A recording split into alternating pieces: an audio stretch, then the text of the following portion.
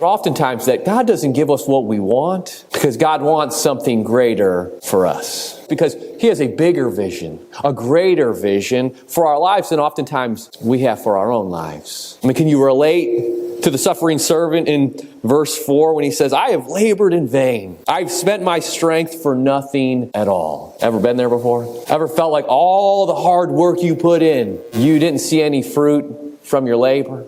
Well, if you can relate, then let's pay attention to what Isaiah chapter 49 verse 4 continues to say. Suffering servant says, yet what is due me is in the Lord's hand, and my reward is with my God. The suffering servant says, yes, I don't have what I want yet, but I'm going to trust God. I'm going to trust God. Because what this verse is saying to us is this, if you're not dead, God's not done. Okay, yes, if you're not dead, God's not done. He's got more to do in you and through you. And He's got a reward. He's got the fruit of your labor in His hands. And some days I'm like, but God, why can't it be in my hands? Right? I don't know if you've ever been there. Like, God, why is it in your hands still? Shouldn't it be in my hands by now?